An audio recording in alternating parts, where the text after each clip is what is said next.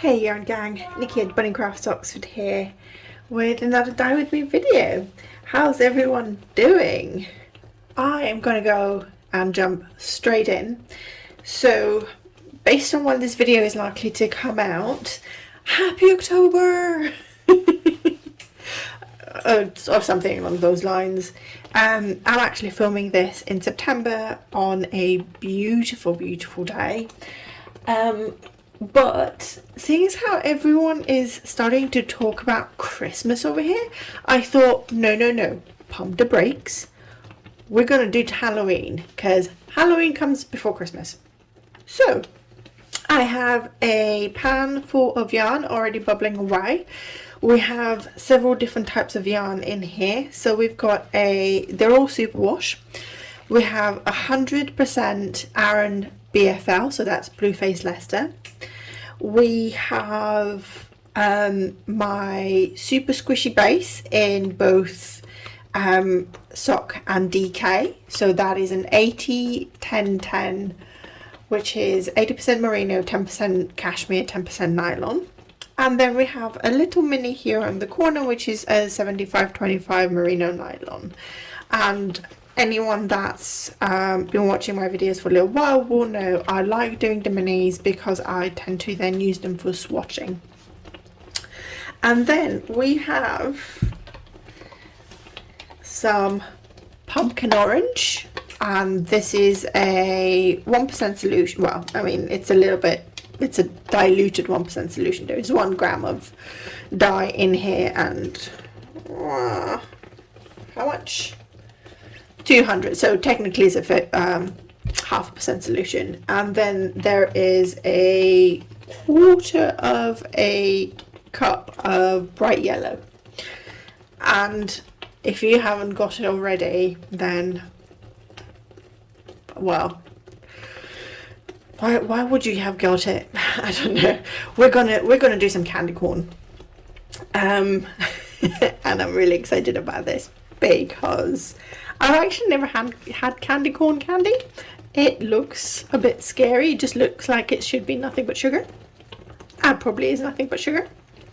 But it looks really cute, really cool. So I'm hoping that the orange will be fine. From what I've seen from the pictures, candy corn candy, which I'll put a picture up, well, not I, editor Nick will put a picture up, is a little triangle where the top is yellow, there's a large bit of orange, and then there's a little bit of white, or the other way around. So the widest bit is yellow, center is orange, and the tip is white, and it's supposed to represent a corn kernel. So that means we're going to have a large bit of orange, a little bit of yellow, and then we're going to leave this white. And that is why I'm going to start with the orange. And I am going to literally just go in and just pour. And pour, and pour, and then we're going to spread. I don't know how much. Oh, okay. This is. There's not that much acid in here. There's only about a teaspoon of citric acid. There's a lot of yarn. There's, what, 10 cups of water in total? So the orange is it's catching quite quickly. I might dilute this a little bit more.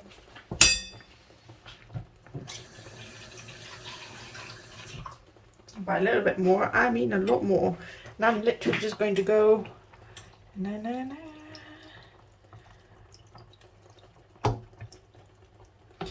So looking at this, we might need some more orange for when we flip the yarn. I am looking for a tonal. I don't mind that it's snaking up a little bit. I want to move this along as much as I can.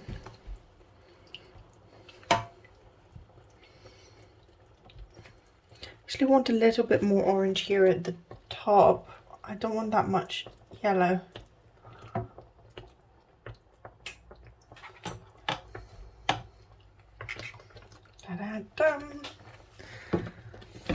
For some reason I have one of the Rocky songs stuck in my head. I haven't watched Rocky, so I don't know why. But yeah, okay, I have prodded and poked and prodded some more. So what I'm going to do is I'm going to try and put only about half of this in here, so that I have the other half. So there's so I have 150 milliliters of the yellow. There's some bits floating about, which is just the dye trying to crash out on me because it's a little bit old. But that's okay. So I'm going to pour about 75 ml of this on here and then see how we do.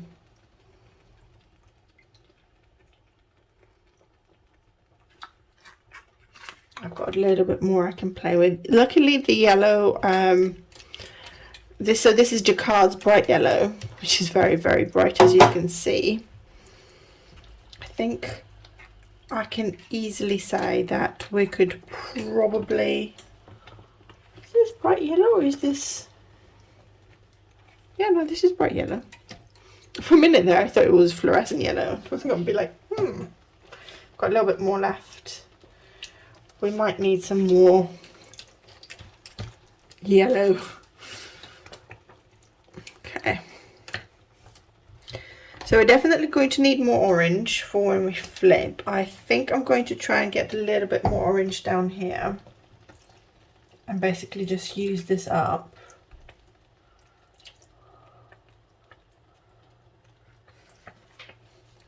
I think this kind of looks like the candy corn.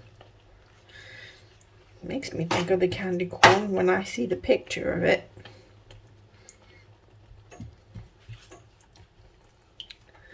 So one thing I definitely want to do with this yarn once it is done, and let's see, I've got a tiny bit more yellow I can use, just sort of before I get to, now I'm at 75, yeah. I'm just gonna, but so the other thing as well is like, so the yarn is a little bit scrunched up,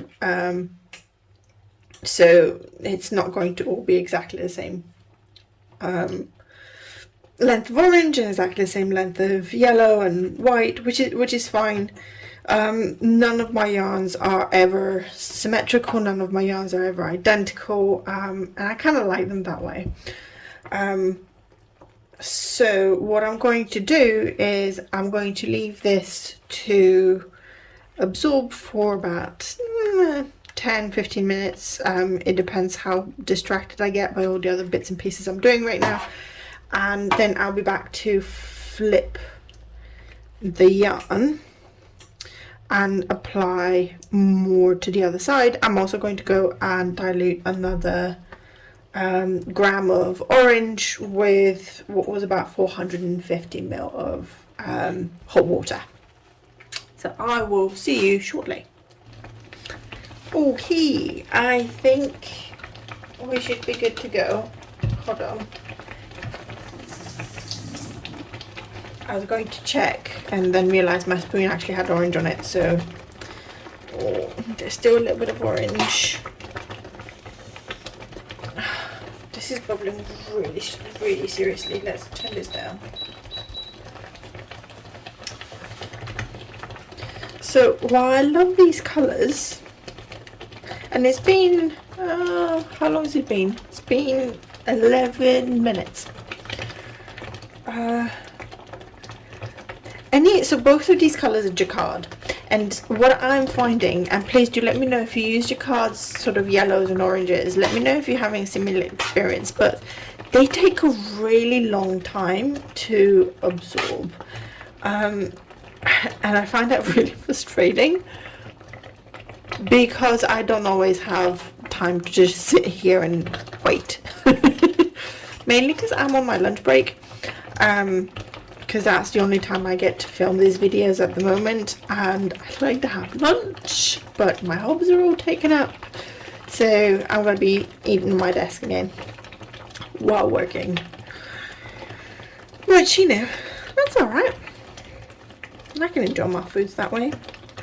It's more that the crummies get into my keyboard because I'm not a tidy eater. I spill food everywhere. Like, how can I get this to absorb quicker? I don't want to add more because I know technically I could probably put a bit more citric acid in here and stuff, but I don't want to do that because you saw I don't have a lot of citric acid in here, at least not by my standards. I probably do have quite a bit.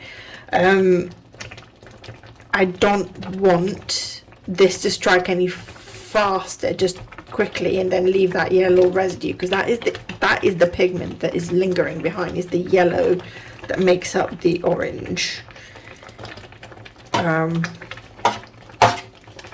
So yeah, the issue for me is I don't want to make this any sort of pale orange or pale yellow, so I really want the color to absorb. So what I'm going to do is I'm going to give this another, I'm going to keep shoveling around, and I'm going to give it another 5 minutes in the hope, because the yellow's gone. Like, see, yellow's gone. There's no yellow. Orange, there's still like a hint of orange. I'm just trying to figure out if there's a way for me to show you. Oh, sorry, that is my toaster, because I need toast, I need food. Be right back. Right, okay, so in here I have a little bit of the water. In fact, I'll put this back on and just pick up a little bit of water from here. So it looks pretty clear on the camera right now, but I've got a piece of white paper I'm going to put underneath, and you can see it's yellow. It's the smallest amount of yellow. The likelihood is that it probably won't make much, if any, difference, but I really don't want to find out. So I am going to keep poking. Give this 10 minutes because I'm going to wash my hands and go and eat my toast. And then I'm going to move this a little bit as well. There we go. And then we're back to see if we have any luck with this little bit of yellow. Right, well, I have had my toast. I have watered my tomatoes, my peppers, my aubergines, and this thing is still a tiny bit yellow, so I give up. I'm just going to flip this and hope for the best. We have had quite a bit of penetration, so there's quite a bit of white that is no longer white on the other side as well. I'm just going to flip all two of these together. Da-da.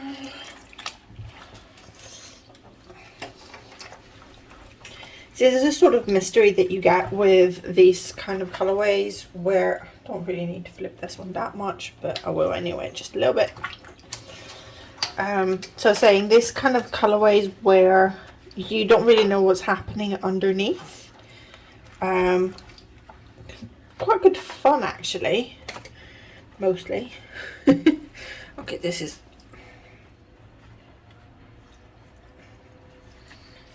that way.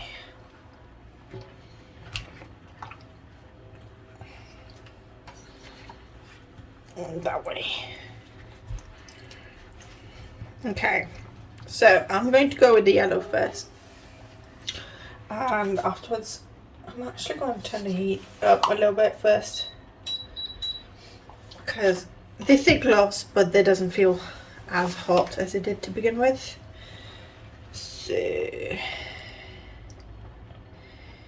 yellow. I'm literally just going to use my fingers.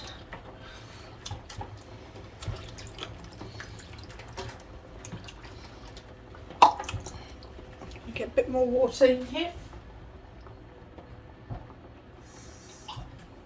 Just there's a little bit of yellow left, so we're just going to rinse out the cup.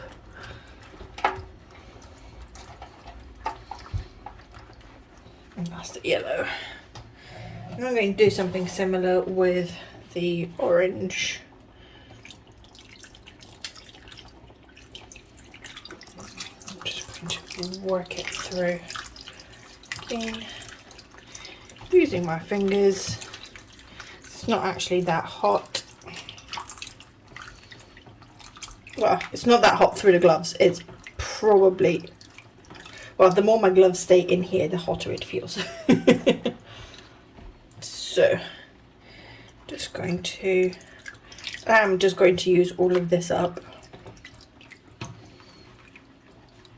What happens, happens. Oh, I have a little bit of dye left at the bottom.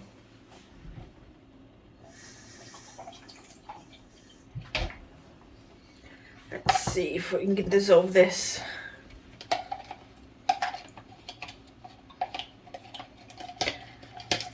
Do you know what? It's not worth it. If I was to pour that little bit of dye in here, it may result in bleeding afterwards where it doesn't fully dissolve anyway. So I'm just going to leave that. Looking at this and looking at the picture, there's been clouds just came over and just absolutely ruined my light. Let's see. There we go.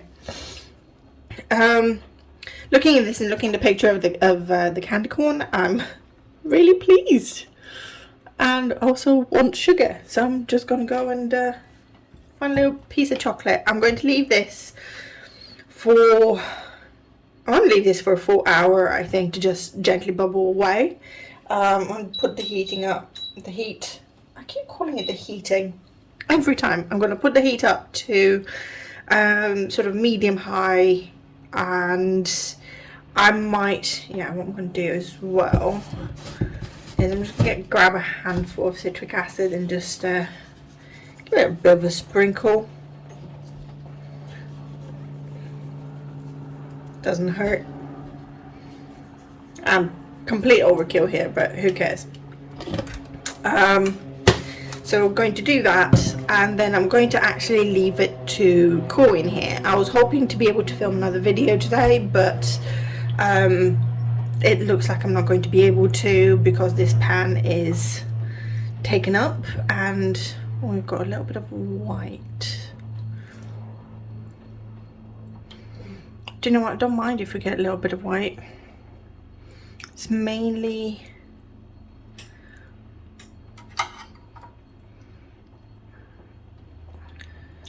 it's not really. Is it white? Yes, a little bit of white. Do you know what? That's fine because candy corn has white, and we've got white at the bottom. If you've got a bit of white there, that's fine as well. This is going to become a permanent colorway and for the rest of 2021 on my shop. So if you fancy it, go pre-order, grab it. But yeah, as I was saying, I need this pan for the next video. I only have one of these at the moment. I have ordered more, but the first batch got lost. The second batch is not going to get delivered before mid-October apparently. So I'm trying to figure out how to get it delivered again. I think what's happening is, as restaurants and catering is coming back, people are buying more and more of these pans, so it's just supply and demand are not quite matching up, which is fine. We'll just we'll live with it. So yeah, enjoy the rest of your day, and I will see you when this is dry. Bye. Here is our dry yarn, and I could not be more pleased. I absolutely love this. So here I've twisted it in a couple of different ways so that you can see how different the same yarn can look depending on how it's twisted. So the way that this one's twisted, just to show you, I'll move these over here, is, so this does look actually like a piece of candy corn. So this one is twisted by bringing the yellow and the white together.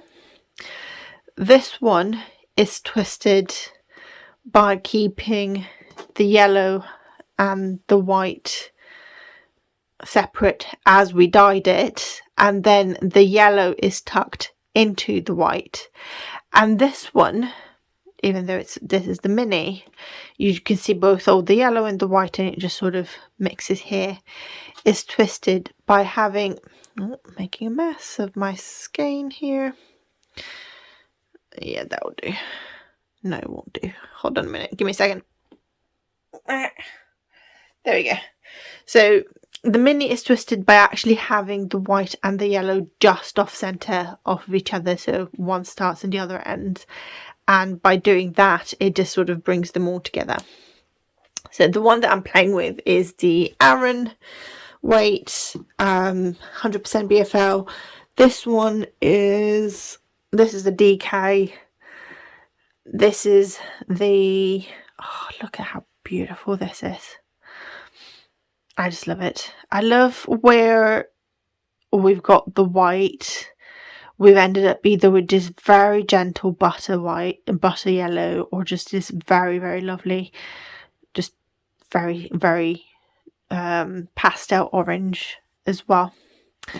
Yeah, and this is my mini, which is on 75. Look at how pretty.